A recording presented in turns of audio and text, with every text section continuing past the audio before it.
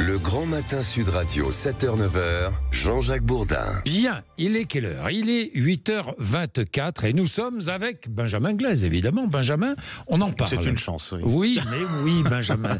Mais oui, Benjamin, c'est une chance, bien sûr. Bon, je vais vous parler de ces militants d'extrême gauche qui ont interrompu une minute de silence en hommage à Philippine. Vous savez, c'est cette jeune étudiante de 19 ans qui a été tuée la semaine dernière.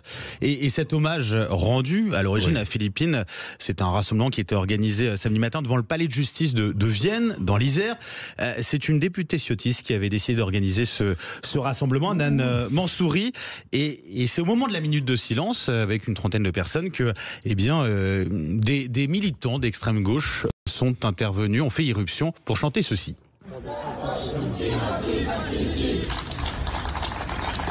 Siamo tutti antifascisti, nous sommes tous antifascistes. Réaction de la députée Nan Mansouri. J'aurais honte à leur place de m'être levé un samedi matin pour faire ça. On aurait tous pu être Philippines. La vidéo a tourné tout le week-end sur les réseaux sociaux. Ça continue. Et alors des internautes d'extrême droite ont identifié un certain nombre de militants qui étaient présents pour interrompre cette minute de silence. On y trouve d'après eux notamment une candidate LFI aux européennes, voilà, qui était notamment présente. Et alors l'un des militants d'extrême gauche présent samedi matin a justifié son action. Les racistes qui sont venus en Isère, je vous le cite, pour une manifestation d'instrumentalisation du féminicide de Philippines font flop. Voilà pour ce qu'il explique, ce qu'il dit sur son compte Twitter Sud Radio. En gros, chacun s'accuse de récupération politique. Qu'en pensez-vous, Chloé Morin? C'est de toute façon faire plus que mauvais goût, non, c'est plus que du mauvais goût, c'est de la bêtise, c'est stupide. C'est scandaleux, c'est indigne. Vous avez une gamine qui s'est fait assassiner, elle avait 19 ans, elle n'aura jamais 20 ans, elle allait se marier. Alors elle est attaquée par l'ultra-gauche parce qu'elle était catholique, c'est ça?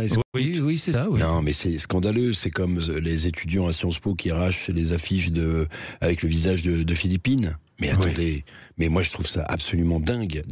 Et parmi les gens qui avaient là dans ce groupe, il y a une ancienne candidate LFI, mais il y a aussi une prof de français, vous voyez. Il y a aussi un psychologue qui va traiter des problèmes de nos enfants. Mais attendez, mais moi je suis révolté, Jean-Jacques, je vous le dis. Oui, mais je sens, mais nous sommes tous révoltés. Bien, autre chose, les propos de Bruno Retailleau. Si nous revenions, il a dit, ça bon, évidemment ça fait débat, et d'ailleurs nos auditeurs en débattent sur les réseaux sociaux, l'immigration ce n'est pas une chance pour la France. Est-ce qu'on peut être aussi catégorique? Non. Qu'est-ce que vous en pensez, Chloé? On peut pas dire ça, surtout quand on est ministre de l'Intérieur. Déjà les généralisations, c'est jamais bon. Ça, donc, je suis bien d'accord. Et je pense que on a un effet loupe médiatique sur un certain nombre d'affaires qui existent, qui correspondent à une part de la réalité, mais ça n'est qu'une part de la réalité. Et l'immense majorité des étrangers en France, des immigrés, n'enfreignent pas la loi, ne violent personne. Et je pense qu'il faut le rappeler, parce que les amalgames qui sont faits de plus en plus sur la base de faits divers qui sont des drames, ne sont pas représentatifs de l'ensemble de l'immigration. Qu'on ait des problèmes d'intégration, c'est un fait. Mais dire pour autant qu'il faut rejeter tous les immigrés, tous les étrangers dans le même sac, je trouve que c'est une généralisation qui est dangereuse. Éric? Moi, je trouve qu'il y a une vertu à la sortie de Bruno Retailleau, c'est on détabouise un peu plus le thème de l'immigration. Pourquoi je vous dis ça? Parce qu'à mon avis, il faut opérer un distinguo entre l'immigration légale et l'immigration illégale. Celle qui est illégale, elle a été condamnée, y compris par des grands hommes politiques de gauche, Mitterrand, Marchais. Bon, ce que je veux dire, c'est que on a besoin, dans une économie comme la nôtre, d'une immigration légale, peut-être même de quotas, comme au Canada ou aux États-Unis. Mais pourquoi je vous dis le bon côté de la sortie de Retailleau, c'est de détabouiser un peu plus. Parce que la gauche, pendant des années, a mis une croix sur le thème de l'immigration. C'était pas beau, il fallait pas aborder ce thème. C'était un thème d'extrême droite.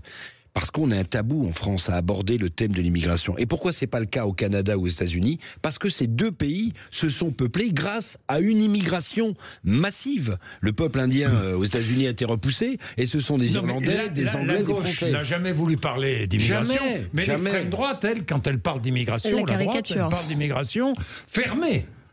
Alors, Elle parle d'une immigration l'immigration fermée. légale, c'est pas possible. Quand vous avez une chute du taux démographique, Oui. qu'en France, en Europe ou un peu partout, vous avez besoin d'une immigration qualifiée. Le MEDEF, Patrick Martin, le président du MEDEF, Oui. disent qu'il... Voilà. Alors, vous allez me dire, ces gens-là sous-payent peut-être les gens qui... Bon, très bien. Les déclarent pas tous, très bien. Suivant les secteurs, très bien. Mais en fait, faire croire qu'on pourrait... avoir une croissance économique sans une main-d'œuvre légale, c'est pas possible. Et payer notre modèle de protection sociale. Et effectivement, parce qu'on a besoin de gens qui travaillent aujourd'hui pour payer les retraites de ceux qui sont à la retraite aujourd'hui aussi. Donc, Oui. je trouve qu'il y a une gigantesque hypocrisie dans ce débat-là.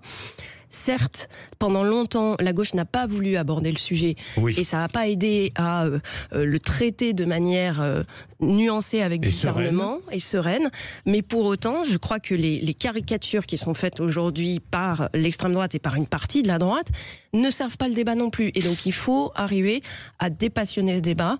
J'aimerais bien que les patrons soient un peu plus courageux et affirment un peu plus fort qu'on a besoin d'immigration économique parce que leur voix dans le débat est quand même assez faible. Voilà, et puis on n'avancera pas avec des caricatures. Bien, merci à tous les deux. 8h30, vous êtes sur Sud Radio.